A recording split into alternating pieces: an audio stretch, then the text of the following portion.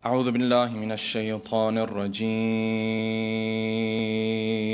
بسم الله الرحمن الرحيم. الحمد لله الذي لا يبلغه مدحته القائلون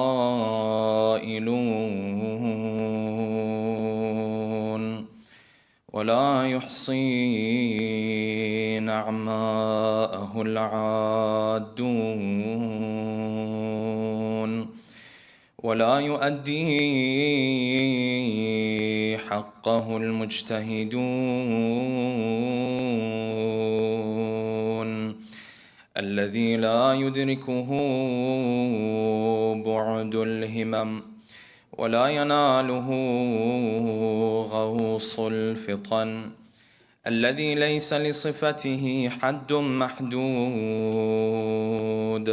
ولا نعت موجود ولا وقت معدود ولا أجل ممدود. أما بعد، فقد قال الله الحكيم في محكم كتابه الكريم: أعوذ بالله من الشيطان الرجيم.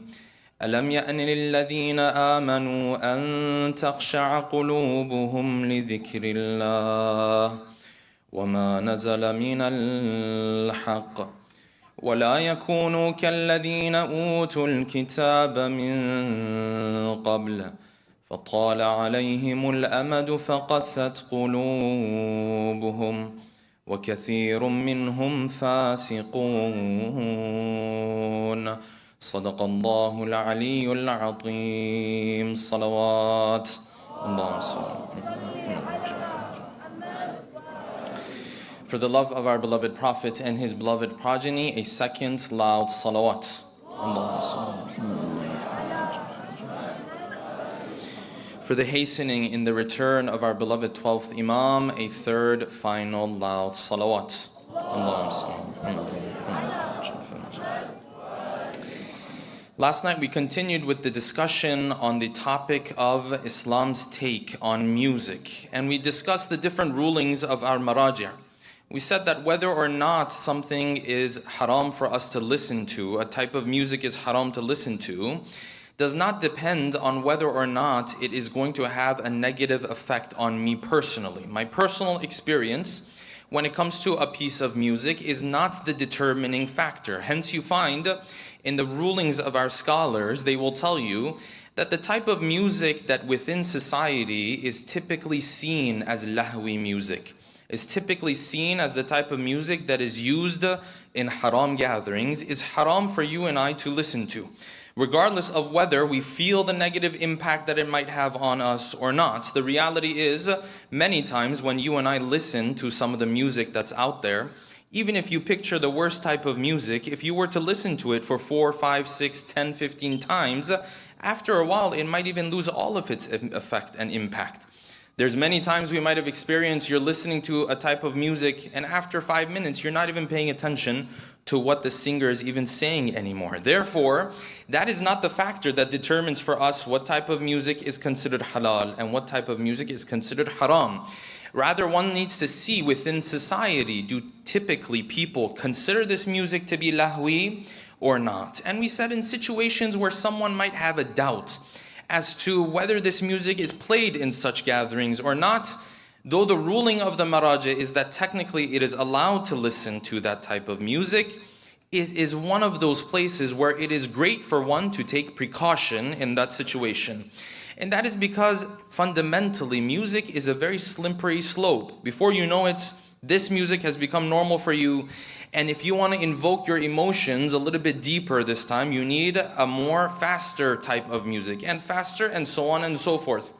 And beyond that, we said that listening to music and producing music, the haram type of it, the Quran tells us, and the narrations of the Ahlul Bayt tell us as well, that in reality listening to haram music is not just a sin, rather it is a major sin. It is a kabira from the kaba'ir of Allah subhanahu wa ta'ala. Hence you find in the religion of Islam, Islam never tried to mix music with any of its religious rituals. You will be hard-pressed to find within Islam any religious ritual where music is accompanied alongside this ritual. And we said that though this ruling might seem harsh for us, might seem difficult for us to abide by, but when we fall short, you are dealing with Arhamur Rahimin, you're dealing with the most merciful of all merciful people, and that is Allah subhanahu wa ta'ala. And hence we went through the story of the neighbor of Abu Basir, who his whole life had lived a life of sin,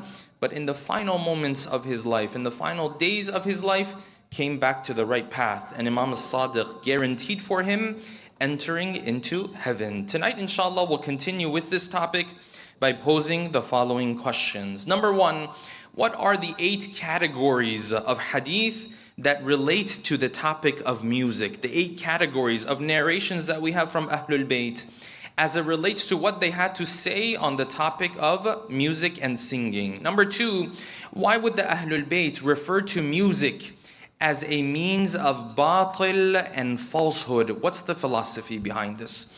Number 3, when the companion of Imam as-Sadiq asked him about times where he listens to haram music while he is passing by a place. He's not the one who's put together the party. He's also not attending that party. He is simply passing by that gathering. How did Imam as-Sadiq react to him? And what did Imam as-Sadiq tell him to do to purify him from this sin? Number 4, if Islam considers some music to be haram, does that mean fundamentally Islam has a problem with art and artistic expression? Number 5, is it possible that the nohas, the religious songs, the latmiyas that nowadays we hear are also moving in that direction of songs that are not necessarily pleasing to Allah subhanahu wa ta'ala and the Ahlul Bayt? Number 6, is the music industry today only in the business of producing music? Or is it the fact that when you listen to the music of this singer or rapper or musician, in reality you are consuming a cultural product? And number 7, and finally, which observant Muslim was there who walked away from a full career in the rock and roll genre of music and decided to set it all aside because of his faith? Tonight, inshallah, we'll delve into these 7 questions with a loud salawat ala Muhammadin wa ali Muhammad. Allahumma salli. Before we continue, I think there's a little bit of echo on the mic. If we can turn that down, inshallah. One more loud salawat, please. Allahumma salli ala Muhammad wa ala Muhammad. Last night we started discussing that the measuring stick that Allah subhanahu wa ta'ala has granted to us is a very basic measuring stick. It is a very simple measuring stick. This is not a measuring stick that should make it difficult for us to realize what type of music is haram and what type of music is halal. One more loud salawat, please. Allahumma salli ala Muhammad. The type of music that is considered haram, that is considered forbidden in the eyes of Allah subhanahu wa ta'ala, is that type that is typically played in these haram gatherings. This is, of course, the ruling of Ayatollah Sistani, for example. Ayatollah Khamenei's ruling is a little bit different from this. He will tell you the type of music that typically within society people see it as lahwi music. This music is haram. But in reality, if you were to apply both of these rules and both of these rulings, you'd pretty much come out with the same result, because fundamentally the type of music that people see as lahwi in society is the type of music that they would play in haram gatherings. Therefore, on a practical level, these rulings are not going to make too much of a difference for us. We said when you come across a piece of music, you shouldn't take you too long to figure out, is this music haram or halal, or am I in doubt for which there is a specific ruling? To clarify, this doesn't mean every type of music that comes your way, you can sit there and say, well, I don't know, do they play this in haram gatherings or not? So this young brother, he's moving on with life, and then he listens to this music and he's wondering, I don't know, the music that Drake produces, is this haram or is this not haram? I have doubts about. No, habibi, that one's haram. I'm sorry to break it to you.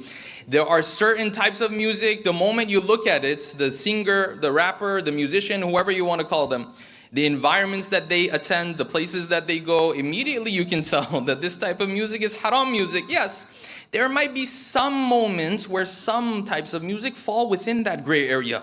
But at the end of the day, you and I cannot trick ourselves. And this is because the Ahlul Bayt took the topic of music very seriously.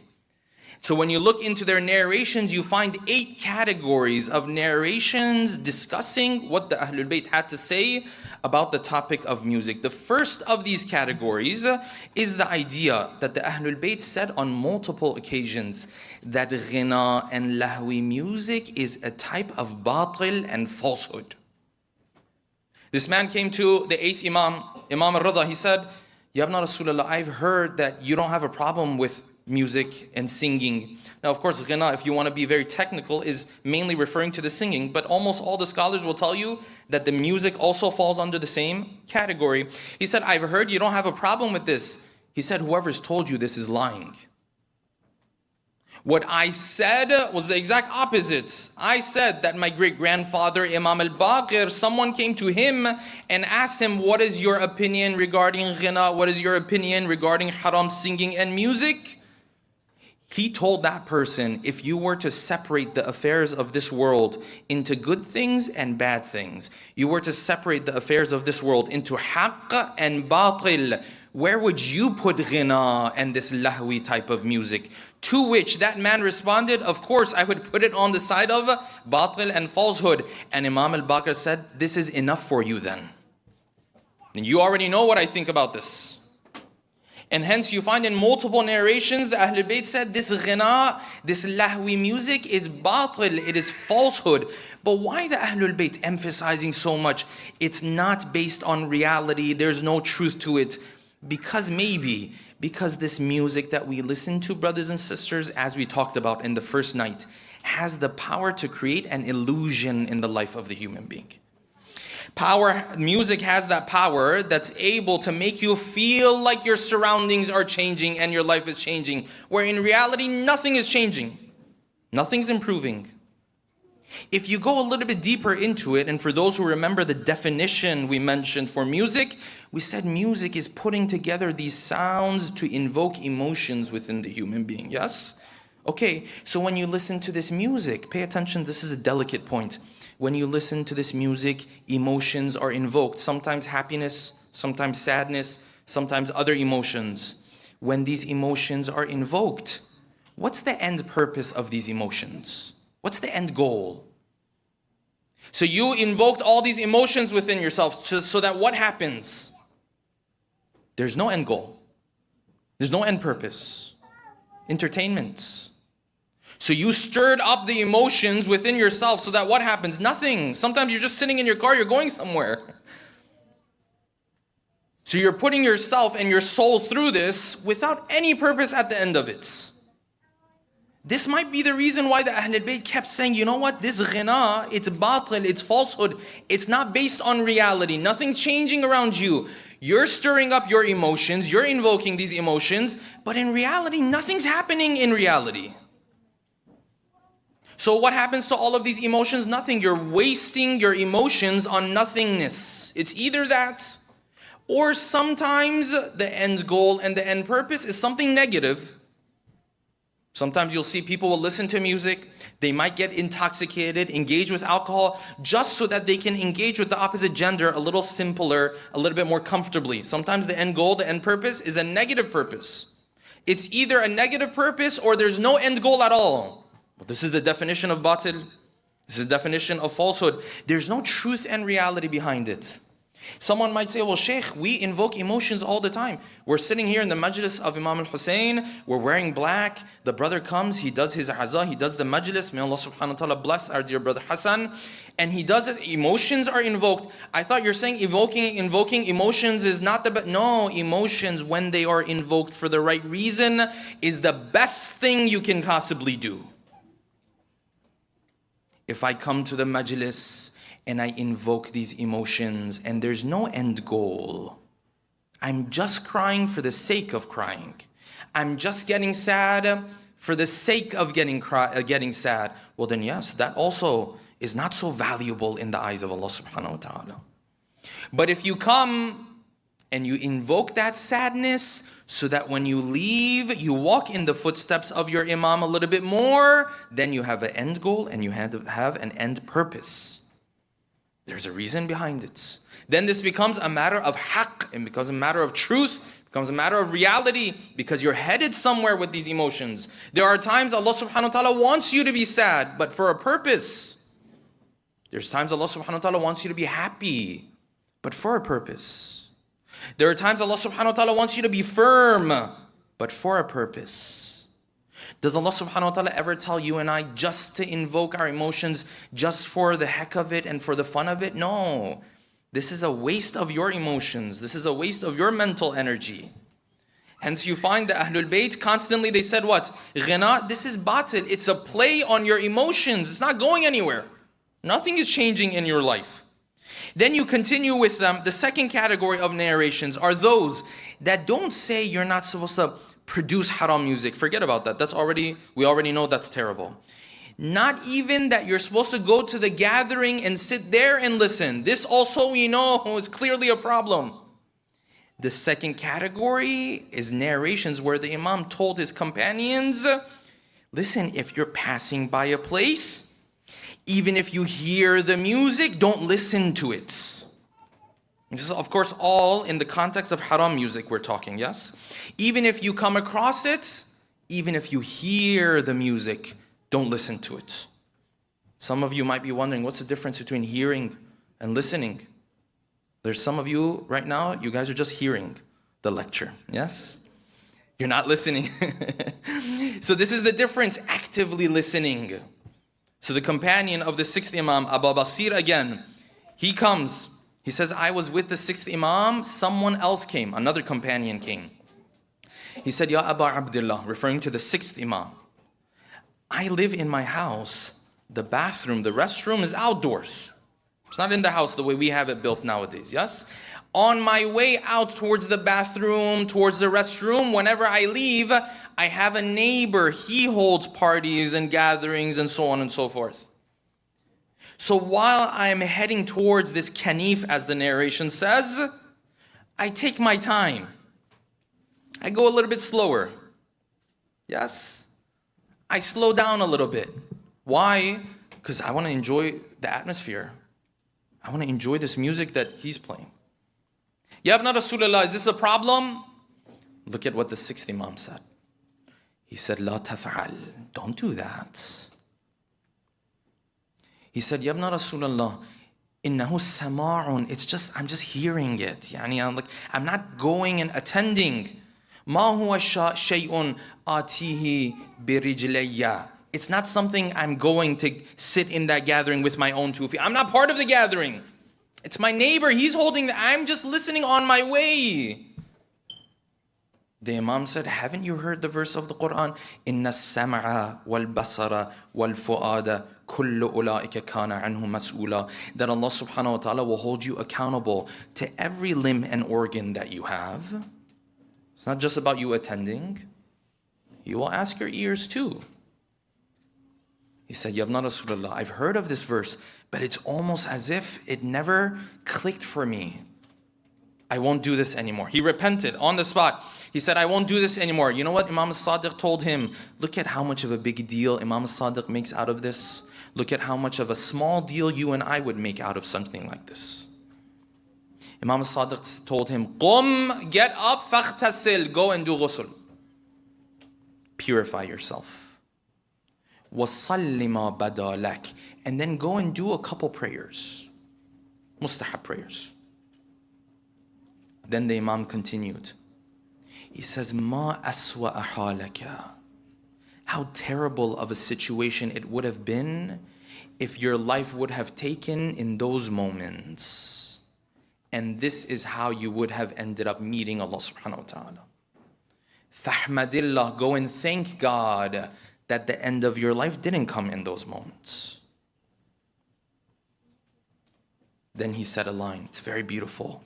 I want you to pay attention to this line. The Imam said, continues a couple more lines. He says, don't go after these qabih actions, these immoral actions. دَعْهُ لِأَهْلِهِ. Leave these sins for the one who's not a believer. Leave it for the one who's not Muslim. Leave it for the one who doesn't have this framework in his life. Leave it for the one who's not expressing his faith every day. That's not for you. One of the most baffling things you will ever see within our communities is a young Muslim man or a young Muslim woman who's been blessed with Islam, who's been blessed with this amazing framework to life. But then sometimes you look at their life and they're living life almost desperate to live life like a non-Muslim. And the irony just kills you. You're like, but you've been blessed with something so amazing other people don't have. Other people are lost in their lives. And then you're trying to mimic them. You're trying to live life like them. Other people, if they knew what you had, they would want to beg God to have what you have.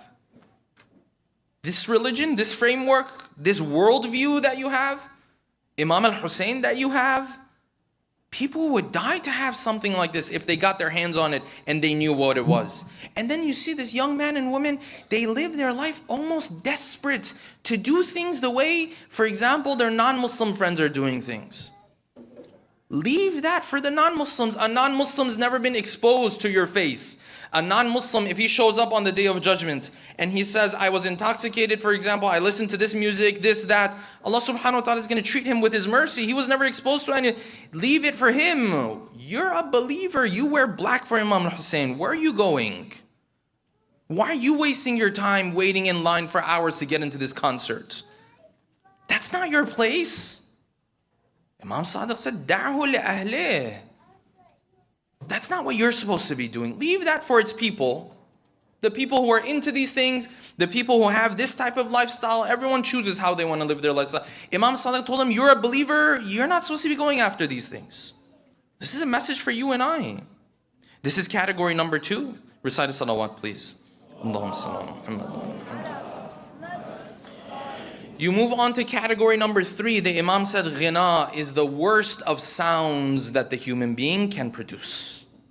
Multiple narrations under this chapter. Number 4, narrations in which teaching ghina and learning ghina is considered forbidden. When you get to the end of these narrations, you realize the Imams, when it came to haram music, they kept full distance from it. They didn't even want to get close to it.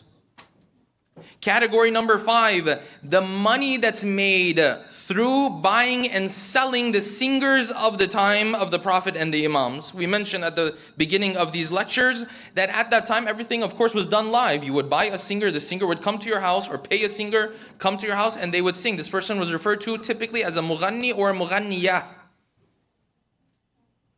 This man came to one of the Imams, he said, Ya ibn Rasulullah, there's a companion of yours, he's making a lot of money. Very wealthy. He has mughanniyat. He has purchased a lot of women who come and sing. This is his means of income. And he has placed thulthuha laka. A third of it he put for you. He set that aside for you. And Imam al-Kadhim turned around and said, La hajata li fiha. I don't need that money. I don't need that money that's coming from haram singing and haram music. They kept their distance from this issue. Category number 6, they said, listen, when you're reciting Quran, don't recite Quran the way the people who are corrupt sing their songs. You can have rhythm, you can do it beautifully, all of this is completely fine, yes? But don't take the Quran and then recite it the way corrupt songs are recited. We're going to come back to this one a little bit later in the talk. Number 7, the narrations where they said, if you engage in ghina, you will forget about Allah subhanahu wa ta'ala. This one is very clear for us because it's lahwi at the end of the day. And number 8, the effects that happens to a house where ghina is played in that house. Where the narration says, Baytul ghina, a place that becomes accompanied by ghina, constantly haram music is being played. The Imam said, La tu'manu fihi al-faji'a. You are not protected from calamities, difficulties, bala. This house is more likely to receive bala. You know, there's many things you and I might do on a daily basis that makes it less likely for bala to come. You pray, you fast, You give sadaqah, kindness to parents. These are all things that make it less likely for any calamity to come down. Then there are things that essentially undo the effects of these deeds. The Imam said, ghina is one of those. لا تؤمن فيه الفجيعة. Number one, ولا تجاب فيه الدعوة, and the dua of this person is not responded to. And number three, ولا يدخله الملك, and the angels don't enter that house. All of these narrations put together, you find Ahlul Bayt kept their distance from this haram music. Someone looks at this and says, Shaykh, it seems like the Ahlul Bayt and Islam have a problem with arts. Music is one of the long-standing arts of the world. Why do they have a problem with art? No, Islam doesn't have a problem with art. The Ahlul Bayt encouraged artistic expression. Go look at how they used to treat the poets of their own time. Go look at how much affection they used to show to Farazdaq, to Di'bil, to Kumayt, these people who used to come up with the right type of poetry. Look at how much the Ahlul Bayt showed affection to them. Sometimes they used to give them their own clothing, because you're using art to get the right message out there. You're special. You play a unique role. The Imam encouraged these individuals, giving them gifts, sometimes gifts so large. Sometimes Di'bil says, I received a gift, it was so large I couldn't even take it. The Imam said, no, when we give something, we're not taking it back anymore. The Ahlul Bayt, they encouraged artistic expression. So then why, when it comes to ghina, if you have art that's used for the wrong reasons and for the wrong goals, then yes, Islam definitely has a problem with it. But Shaykh, music is very difficult to develop. It's a very complicated and complex skill. You have to spend time, you have to practice. I understand, no doubt about it. You look at some of the contemporary composers that we have nowadays, sometimes the composition that they do, the music that they produce, the soundtracks that they produce, these are soundtracks, sometimes you listen to them and all of a sudden you feel emotion taking all over you. One soundtrack you listen to, you feel like you're floating in space. That's how powerful it is. Does Islam have a problem or not respect the art of Of course Islam respects the art of these individuals, as long as it's not done for the wrong reasons. Otherwise, if you just take something that's done for the wrong reasons and say, well, it takes a long time to develop this skill, so Islam has to respect it. No. You know what else takes a long time to develop as a skill? Robbing a bank. You don't think that's an art? Based on this definition, it's an art. It's take a long time. Yes? First you have to do this, then you have to do this. I won't tell you the steps. The brothers are looking for the steps. I won't tell you the steps. Half of you guys are going to be incarcerated tomorrow. But that's not easy thing to do either. You don't think that's an art? Everything that I'm good at, or for example, it takes a lot of work, a lot of stress. Of course, 100%. But Islam looks at the end goal. The end goal of this is negative. So I don't care if it takes you 1,000,000 years to develop this skill. I have a problem with it. I don't think it's so spectacular. Other forms of art? Absolutely. Don't we have narrations that say, when you come and give adhan with a beautiful voice? Don't we have these narrations? Don't we have these narrations that sometimes we're told other prophets, when they used to speak, they had beautiful voices? Don't we have these narrations that when you come and you recite Quran, do it in a beautiful way? What are these? These are artistic expression. Don't we have narrations that say, go and compose poems and poetry about this? And this is artistic expression. Islam's problem is not with arts. Islam's problem is when someone comes and utilizes the arts for the wrong reasons. Now you come to the music industry today. What do you find in the music industry today? You find exactly this. Go look at the music industry today. People who have zero values, they are icons of this industry. I mean, people are fainting to see this guy. This guy can barely get through the day without substance abuse and drugs. He can't even get through the day. But people are drawn, they faint, they scream his name. This is the music industry. The power that it has.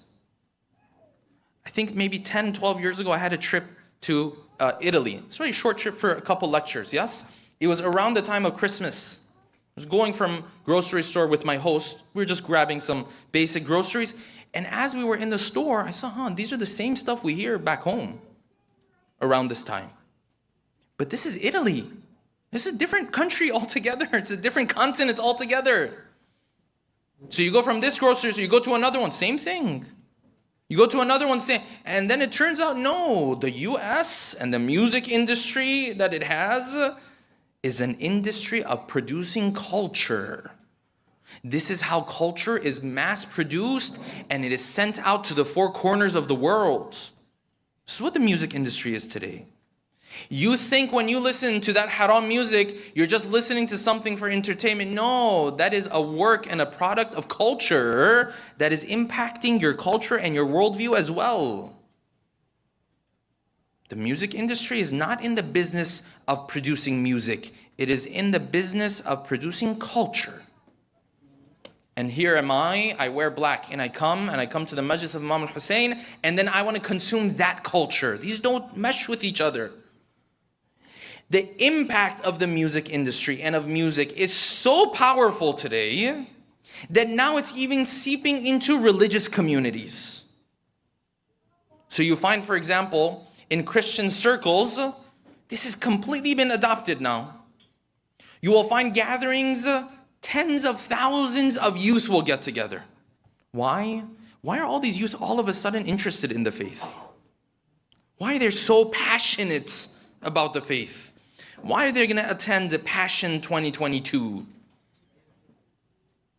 Because the same type of music that's played and people, na'udhu billah, God forbid, are drunk and listening to it and so on and so forth, they're going to take that same type of music, just change the lyrics, play it in this gathering, and guess what? Now you love Jesus. This is the impact that music, it is so powerful that religious communities are desperate enough to go and pull that into their religious community. Then you see people on social media, oh my God, were you there at Passion this, Passion that, this conference? So many young people connecting with the divine. Yes, Habibi, if it was like, I would also connect with the divine. This is haram music you're playing. Of course it's interesting. Why wouldn't it be interesting? This is the power that it has. And if we speak about other faiths, then we have to do some observance of ourselves as well. And now you find even within our religious circles, sometimes, this is not the majority, I'm not saying this is the majority, this is a minority, but you do see this trend where sometimes Islamic songs, nasheeds, latmiyas, no, sometimes you find they're moving in that direction. So much so that if a moment you don't pay attention to the words that this person is saying, you would just assume this is like any other song you would be listening to. Now, can someone turn around and say, oh, this is all haram and so on and so forth? I don't want to get into that. One thing I can say for sure is that Ahlul Bayt didn't want us to commemorate them in this way. That's for sure. The Nohas, the Latmiyas, this is a genre on its own. It's developed over time in history. Rhythm is fine, tone is fine, the beating of the chest. All of these is parts of the arts of Latmiya and Nohas and so on and so forth. But we have to keep it within the same genre. We can't be going and pulling from other genres and mimicking other songs to bring that into our religious gatherings. No, they do their thing. We have our own identity. We're not supposed to be mimicking that. Sometimes you listen to these latmiyas, you feel like, oh, this is just music. That's not the way Ahlul Bayt wanted us to commemorate them. But this is the power and impact that music has. It's seeping into even sometimes our religious gatherings of other faiths as well. It's difficult to push back against it. And that is why you find individuals every now and then who have a spark of the divine in them and they say no to this industry. It's difficult. It's not easy at all. One of such individuals was an individual by the name of Cat Stevens. This is a name, if you're my age, you kind of grew up with this name. I say it for some of the younger kids here. This is a person who was inducted into the Rock and Roll Hall of Fame. This is not your average Joe or singer or whatever the case might be. Inducted into the Rock and Roll Hall of Fame. This man sold over 100 million records. His songs had over 2 billion plays. So what happened to Cat Stevens? Imagine you're this young man coming up, you're a rock and roll star. People die for you. People will faint for you. People scream your name. People will do anything to have a moment with you. So Cat Stevens is living his life. As he's living his life, this is the 1970s, coming closer to the 1980s. He's living his life, everything is fine. He takes some time to read about other faiths, other religions as well. And as he reads about other faiths and other religions, this piques his interest a little bit. But of course, the fame from all the songs he's selling in the top charts in the UK, top charts in the US, he's making a lot of money. He is going up this ladder. Until one day he has a trip to Morocco. And in this trip that he has to Morocco, he hears the adhan. And he turns to his friend, who's his host, his guide. He says, listen, this call, what is this? He says, this is the call for prayer. He says, but why is it so beautiful? His friend jokingly turns to him and says, yeah, this is like music for God. I said, music for God? I never heard of music for God. I heard music for fame, music for money. I've all heard all of this. So his friend gives him a Quran. Fast forward a couple years, Cat Stevens now embraces Islam. When he embraced Islam, the first thing he came across was scholars telling him, listen, this rock and roll that you're doing, Islam has a problem with this. Now, some would tell him Islam has a problem with all of it. Some would tell him Islam has a problem with the majority of it. But at the end of the day, most of it you have to walk away with. Walk away from it. What did he do? Imagine the career. Imagine the star he could have been. But Cat Stevens now decides to walk away from this career in rock and roll. People around the world are shocked. Imagine listening to the music of someone for multiple years, and then the next day they have a beard and they're praying and they don't have a guitar anymore. Letters coming in, people asking them, please come back. Please come for another year, another 2 years. You and I will be in these same positions, maybe not at that level. That test is on a different level. Only God can help you at that level, yes? But you and I also, you decide to make a change in your life, then your friend tells you, what is this change you've made? I liked it better before. I liked it better when you didn't used to dress like this. I liked it better where we could go and chill together and spend time together. Your friends will tell you these things. Your relatives sometimes will tell you these things. The people around you will tell you. But that istiqamah, that resistance, this is where it shows itself. This is what you learned from Imam al-Hussein. People begging him. He said no. Sold off the guitars to charity. And for 25 years, he didn't touch another guitar. It's very difficult to say no to this industry, but this is the power that this industry has. You and I, where do we have to look? We have to look towards the akhirah if we want to be able to say no to something like this. So when you go back to the narrations, they will tell you the reward of someone who says no to this haram music, the punishment of the one who engages in this haram music. The narration says, this man came to the 6th Imam. He said, Ya Imam al-Sadiq, I have a question, Ya Abu Abdullah. أريد أن أسألك شيئا أستحيي منك. I want to ask you something, but I'm a bit embarrassed to say it. So Imam al-Sadiq told him, go for it, sal, no problem, don't worry about it. He said, في الجنة غناء. When we go to heaven, this stuff that we can't listen to over here, can I listen to it over there? The Imam told him, he responded in the affirmative. He said, yes, there are beautiful sounds in that world, but not these types of sounds. He said, it is the type of sound that no human being has ever heard. وَلَيْسَ بِمِزْمَارِ الشَّيْطَانِ. It's not the type of sound that the devil makes. Not this haram stuff, not this low-level stuff. Then the Imam continued, he said, but this is for the one who doesn't listen to ghina in this world. So the Prophet, when he was asked the same question, What happens if I listen to ghina in this world? Well, listen, what happens if I listen to haram music in this world? He said, listen, one of the punishments of this person is لَمْ يَسْمَعْ صَوْتَ الرَّوْحَانِيِّينَ. If he makes it into heaven, he doesn't hear the sound, the voice of the divine reciters. The person said, what is this divine reciters, the rawhaniyun? Who are these? He said, قُرَّاءُ أَهْلِ الْجَنَّةِ. The reciters in heaven, because they will recite in such a way that no human being has ever heard. It is the most pleasurable sound that the human being has ever heard. This, when you hear this, then maybe you sit back and say, maybe if I say no to this music, it's worth it. Yeah, it's very much worth it. This is the way to approach this issue. Recite a salawat, please.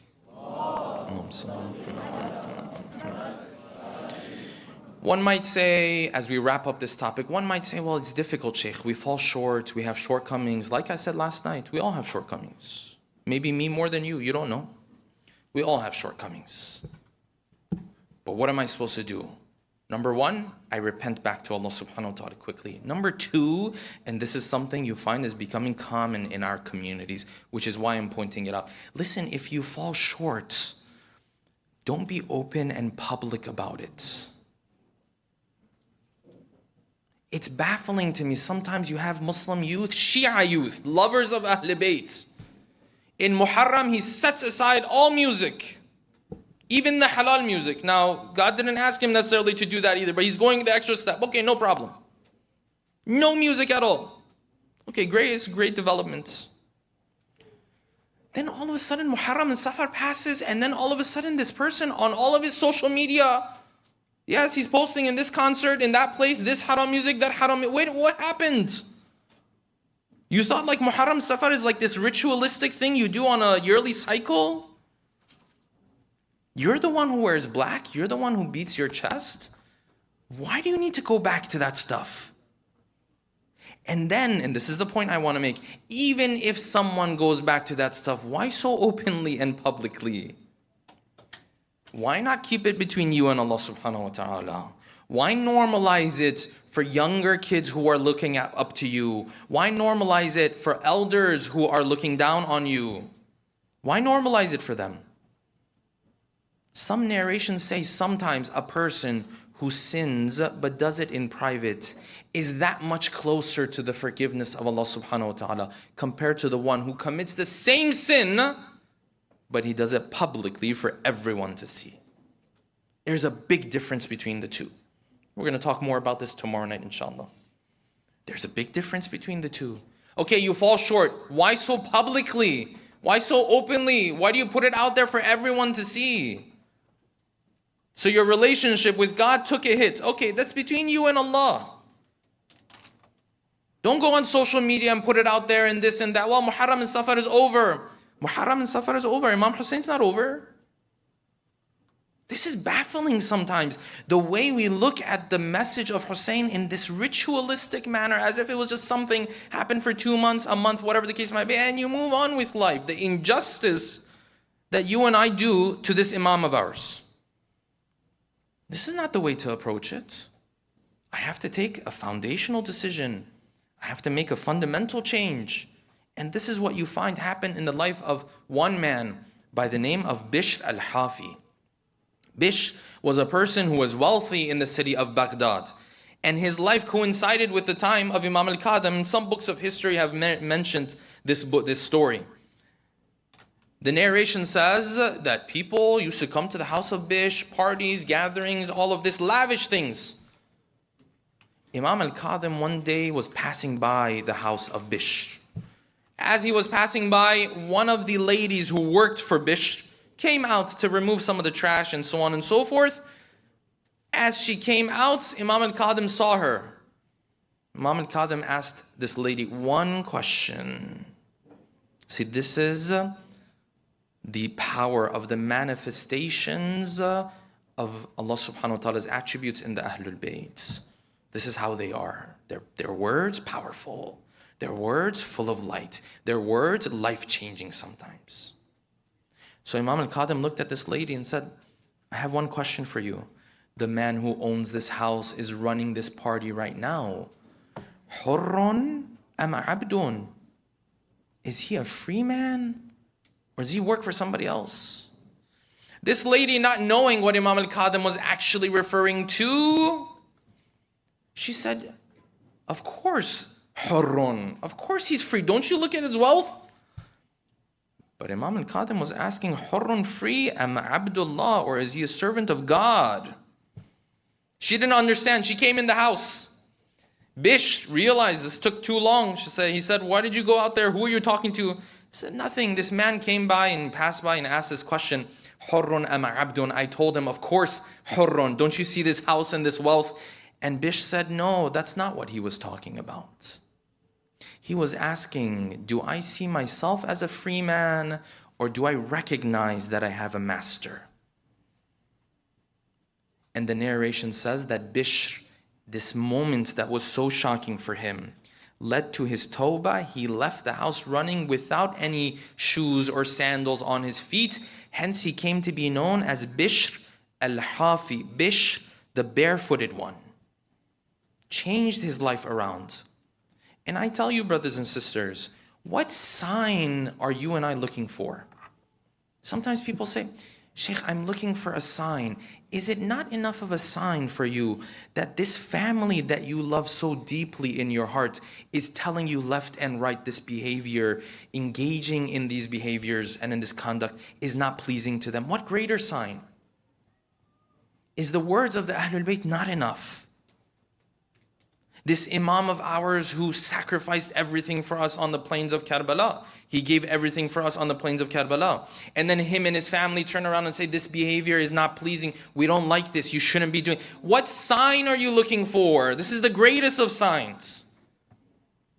Sometimes people say, oh, Sheikh, I need motivation. What greater motivation? Your Imam came to you and said, I don't want you to be doing this. I might fall short, sure. Take the first step. You might fall short, that's okay. You'll come back. What greater motivation? When the Quran says, I don't like for you to be doing this. Your Creator, the one who blessed you so much, He's saying, I don't want you to be involved. What greater motivation and sign am I looking for? This is why the Quran says very beautifully in Surah Al-Hadid, Surah 57, verse 16, Allah subhanahu wa ta'ala says, أَلَمْ يَأْنَ لِلَّذِينَ آمَنُوا أَن تَخْشَعَ قُلُوبُهُمْ لِذِكْرِ اللَّهِ. Has the time not come for you to humble yourself and obey God? What else are you waiting for? I'm waiting for a sign. I'm waiting for more motivation. Allah subhanahu wa ta'ala says, listen, you're already behind. أَلَمْ يَأْنِ, hasn't the time come? The time came and passed. You were supposed to be doing this yesterday. I was supposed to be doing this yesterday. He says, listen, hurry up before something else happens. What can happen if I keep delaying it? The Quran says, وَلَا يَكُونُوا كَالَّذِينَ أُوتُوا الْكِتَابَ مِنْ قَبْلِ. I want to make sure these believers, they don't keep delaying this and they don't end up like the Ahlul Kitab. What happened to them? فَطَالَ عَلَيْهِمُ الْأَمَدُ. They took forever. You know what happened to them? فَقَسَتْ قُلُوبُهُمْ. Their hearts became hard. Then it becomes that much more difficult to come back to the right path. Then it becomes that much more difficult to return to Allah subhanahu wa ta'ala. وَكَثِيرٌ مِّنْهُمْ فَاسِقُونَ. The Quran says this guy delayed until his heart became so hard, now he's not even willing to accept the truth. Now he doesn't want to come back to the right path. If you and I are waiting, know that your Creator is saying the time has already come and passed. We ask Allah subhanahu wa ta'ala that He makes us amongst those who don't wait for a sign other than the words of Allah subhanahu wa ta'ala and His Ahlul Bayt themselves, inshallah. Let us take a moment to recite Surah Al-Fatiha for all of your marhumin and marhumat, as well as especially the marhumin and marhumat of all of the volunteers of this program